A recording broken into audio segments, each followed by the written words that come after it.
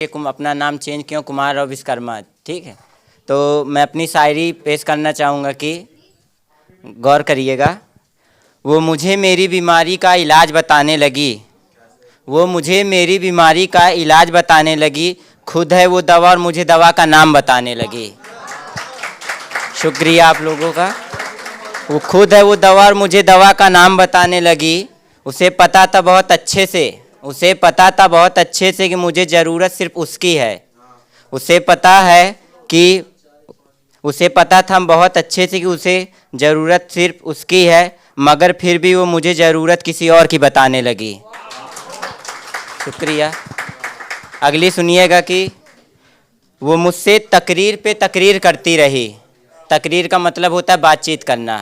वो मुझसे तकरीर पे तकरीर करती रही, ना जाने किस बात पे मुझसे लड़ती झगड़ती रही।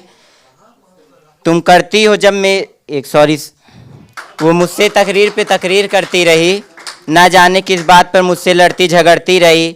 मैं समझता रहा बार बार उसे अपने बारे में, मैं समझाता रहा बार बार उसे अपने बारे में। जब वो खुद थी बेवफा तो ना जाने मुझे क्यों बेवफा बतलाती रही।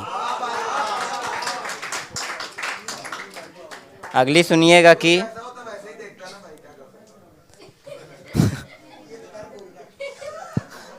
अगली सुनिएगा। मानो तुमने छोड़ा है जो मुझे तो ऐसा लग रहा हो, मानो तुमने छोड़ा है जो मुझे तो ऐसा लग रहा हो, जैसे तुम्हारी सांसों से मुझे हवा लग रहा हो। तुम करती हो जब मेरे सामने गैरों की बातें, तुम जब करती हो मेरे सामने गैरों की बातें, क्या पता तुम्हें शायद इन्हीं बातों से कुमार राव विश्वकर्मा को बुरा लग रहा हो। शुक्रिया। अगली सुनिएगा कि सितम करने वाले तू, ये मेरी फेवरेट शायरी में से एक है। सितम करने वाले तू कब तक मुझे आजमाएगा, जब मैं मर जाऊंगा तब तुम्हें समझ में आएगा। तुम तो चाह करके भी भूल ना सकोगी मुझको, मरने से पहले कुछ इस कदर तुम्हें चाहूँगा। शुक्रिया।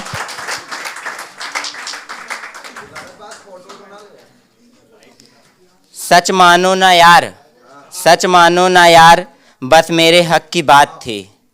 सच मानो ना यार, मेरे बस हक की बात थी। वो बेवफा बन गई, बस एक रात की बात थी। वो अपना दामन किसी और को बेच आया था, वो अपना दामन किसी और को बेच आया था, जिसके लिए मैंने अपना सब कुछ लुटाया था। उसकी बातों से लगता नहीं कि वो इतनी बुरी होगी, उसकी बातों से लगता कि नहीं कि वो इतनी बुरी होगी, मगर सच मानो ना यार, वो तो एक धारीदार छुरी होगी।